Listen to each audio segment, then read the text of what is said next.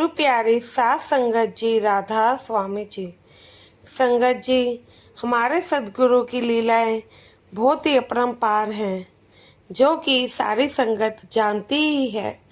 और साखी का माध्यम सिर्फ गुरु के प्रति अपने ध्यान को और ज़्यादा बढ़ाना है और उनके भजन सिमरन को ज़्यादा से ज़्यादा करना है। संगत जैसे ही बाबा जी के और चमत्कारों को सुनती है तो उनका मन भी और उनकी तरफ लगता है। इसके अलावा और कोई हमारा उद्देश्य नहीं है। संगत जी, पिछले कुछ दिनों में जैसे कि आप सभी को पता है कि हमारे सदगुरु अमेरिका में गए हुए थे और वहाँ की संगत को दर्शन दे रहे थे। वहाँ पे संगत जी ऐसी कुछ घटना हुई जिससे लोगों ने पाया, संगत ने देखा कि बाबा जी एक ही समय पर दो ही जगह पे मौजूद थे। संगत जी, फॉरेन के सेंटर में बाबा जी का सत्संग था। उधर बाबा जी अपनी संगत को दर्शन दे रहे थे और एक तरफ बाबा जी ने थोड़ी ही दूरी पर अपना एक चमत्कार अपने सत्संगी को भी दिखाया।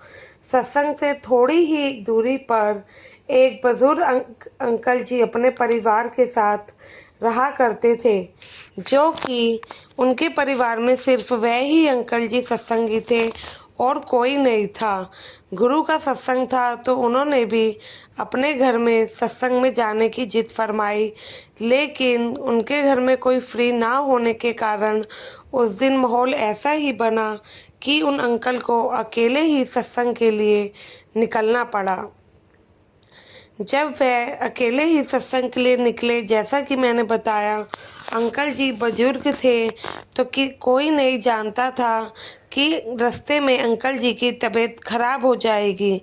अंकल जी की तबीयत लंबे समय से ठीक नहीं चल रही थी, लेकिन फिर भी बाबा जी के दर्शनों का चाहा वो और मौका दोनों ही गंवाना नहीं चाहते थे, क्योंकि बाबा जी विदेश में सिर्फ साल में एक ही बार आते हैं। तो जिस दिन अंकल जी ने अपने घर से सेंटर के लिए जाना था, उस दिन उन्होंने अपने घर में अपने बेटे से भी कहा कि मुझे सेंटर ले चलो, लेकिन उनका बेटा फ्री नहीं था, उनको कुछ ज़रूरी काम था। तो उन्होंने कहा कि आपके लिए हम कैब बुक करा देते हैं, जो कि आपको सेंटर तक छोड़ देगी। तो अंकल जी ने कहा कोई बात नहीं, मैं बाहर से बस ले लूँगा, कैब वाला तो बहुत पैसे ले लेगा। यह कहकर अंकल जी अकेले ही घर से अपने गुरु के दर्शनों की चाह में निकल पड़े। उनके घर से कुछ दूर पैदल चलने के बाद बस स्टेशन है, तो अंकल जी पैदल ही बस स्टेशन की तरफ चलने लगे। चलते चलते जैसे कि वे बुजुर्ग हैं तो उनकी सांसें फूलने लगी। अंकल जी एक साइड में बैठ गए। वहाँ से गुजर रहे लोगों ने अंकल जी को संभाला और उनकी तबीयत पूछी और ये भी पूछा कि आप कहाँ जा रहे हैं। तो अंकल जी ने कहा कि बस स्टेशन तक मुझे जाना है, मुझे बस में बैठकर अपने गुरु के दर्शनों के लिए जाना है। तो लोगों ने कहा कि आपकी तबीयत ठीक नहीं है, आइए हम आपको घर छोड़ देते हैं। तो अंकल जी ने किसी की बात नहीं मानी और कहा कि मैं बिल्कुल ठीक हूँ, आप बस मुझे बस स्टेशन तक छोड़ दीजिए, आगे मैं खुद चले जाऊँगा, सदगुरु का साथ मेरे साथ बना है। तो उसके बाद एक आदमी ने अंकल जी को बस स्टेशन तक छोड़ दिया। अंकल जी बस का इंतज़ार करने के लिए वहाँ एक जगह बैठ गए। 5 मिनट के बाद बस आई तो अंकल जी बस में बैठकर चल दिए। अंकल जी बस में बैठ तो गए, लेकिन उनकी सांसें अभी भी फूल रही थी और वह अपनी सुध खोने लगे। बस में बैठे लोगों ने भी अंकल को संभाला, उनकी जेब से फ़ोन निकाला। फ़ोन में लॉक लगा हुआ था और अंकल जी इतने होश में नहीं थे कि वह उस फ़ोन का लॉक खोल सके। लोगों ने काफ़ी कोशिश करी उनका लॉक जानने की, ताकि वह उनके घर पर फ़ोन मिला सके, लेकिन कोशिश नाकामयाब रही। तो फिर वहाँ के आसपास लोगों ने अंकल जी को एम्बुलेंस के ज़रिए वहीं के पास हॉस्पिटल में पहुँचा दिया। संगत जी, जैसे कि अंकल जी का घर 20 किलोमीटर की दूरी पर ही था सत्संग सेंटर से, तो हॉस्पिटल भी रास्ते में ही पड़ गया। तो अंकल जी को अस्पताल ले जाया गया। अस्पताल पहुंचकर अंकल जी की जेब से जो आईडी मिली उसकी मदद से उनके घर में इन्फॉर्म कर दिया गया। इधर अस्पताल में अंकल जी एकदम बेसुध बेहोश पड़े थे।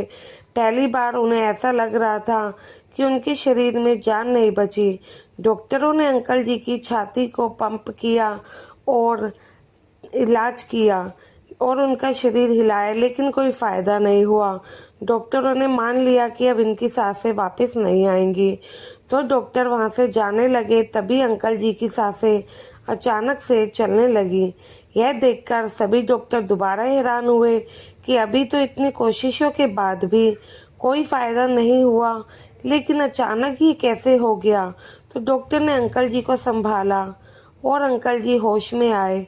इसी बीच अंकल जी के घर वाले भी आ गए। डॉक्टरों ने अंकल जी के घर वालों को सब बताया और कहा, जब आपको पता है कि इनकी तबीयत ठीक नहीं है तो आपने इन्हें अकेले क्यों जाने दिया। अब से जब भी इन्हें जाना हो तो घर का एक सदस्य इनके साथ जाया करे। फिर डॉक्टर ने आगे कहा कि लाखों में से कोई एक या दो ही केस मैंने ऐसे देखे हैं जिनकी सांसें 20 से 25 मिनट के बाद रुकी रहीं और फिर से अचानक चलने लग पड़ी। यह कहकर डॉक्टर अंकल जी के रूम से चले गए। अब जो अंकल जी ने बताया वह सुनकर अंकल जी के घर वाले हैरान रह गए। अंकल जी ने बताया कि जब मैं बस में था और मैं बेसुध हो गया था तो मैंने महसूस किया कोई मुझे अपनी तरफ खींचने की कोशिश कर रहा है, लेकिन वह मुझे खींच नहीं पा रहा। फिर मैंने देखा कि दूसरी तरफ मेरी बाजू सद्गुरु ने पकड़ रखी है, जो कि मुझे अपनी तरफ खींच रहे हैं। और जो एक तरफ था वो मुझे लगता है कि वो काल था, वो मुझे लेने आया था। लेकिन उस टाइम बीच में बाबा जी आ गए। बाबा जी ने काल को कहा कि ये मेरी रूह है, तुम इसे नहीं लेकर जा सकते। फिर बाबा जी ने काल के साथ कुछ और बात करी जो कि मैंने नहीं सुनी। उसके बाद काल वहाँ से चला गया। जब मेरी आँख खुली तो मैंने खुद को अस्पताल में पाया। यह बात सुनकर उनके घर वाले हैरान थे। कुछ देर बाद अंकल जी कहने लगे कि मुझे सेंटर ले चलो, मुझे बाबा जी के दर्शन करने हैं। तो अंकल की लाख जिद के बाद घर वालों ने डॉक्टरों से वहां से जाने की परमिशन ली और अंकल जी को सेंटर पर ले गए। अंकल जी ने देखा बाबा जी तो संगत के साथ बैठे हैं और संगत को दर्शन दे रहे हैं। अंकल जी और हैरान हुए और संगत से पूछा कि बाबा जी यहाँ पर कितने समय से हैं। तो संगत ने बताया कि बाबा जी तो सुबह से ही सेंटर में हैं। अंकल जी सोचने लगे, बाबा जी तो बस में मुझे काल के मुंह से बचाने आए थे। और संगत कह रही है कि बाबा जी सुबह से ही यहाँ पर हैं। अंकल जी ने सत्संग घर में अपने कुछ जान पहचान वालों को सारी घटना बताई तो सब कहने लगे, बाबा जी अपनी रूहों को ऐसे ही काल के जाल में नहीं फंसने देते हैं। अब अंकल जी के घर वाले भी समझ चुके थे कि एक पूर्ण संत कुछ भी चमत्कार कर सकता है। पूर्ण संत को अपनी रूह की संभाल करने के लिए शारीरिक रूप से कहीं पर भी जाने की ज़रूरत नहीं पड़ती है। एक पूर्ण संत तो दुनिया के किसी भी कोने में बैठकर कोई भी चमत्कार कर देते हैं। साथ संगत जी, ये कोई पहले वाक्य नहीं है जो बाबा जी ने अपनी संगत को काल से बचाया हो। संगत जी, ऐसी बहुत सारी घटनाएं हम पहले भी सुन चुके हैं जब बाबा जी ने काल के मुंह से अपनी रूह को बचाया है। ऐसी रूह को लेने बाबा जी खुद आते हैं जो कि सदगुरु के हुक्म में रहती है, जो कि सिर्फ बाहर मुखी नहीं अंदर मुखी भी सदगुरु से जुड़ती है, जो कि अपने सदगुरु के प्रति सच्चा प्रेम रखती है और उनके हुक्म का पालन करती है। आशा है ये साखी आपको पसंद आई होगी।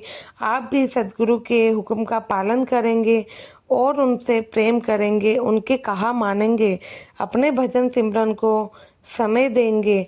गुरु प्यारी साथ संगत जी, कमेंट में राधा स्वामी लिख के चैनल को सब्सक्राइब करके चैनल का हिस्सा ज़रूर बनिएगा जी।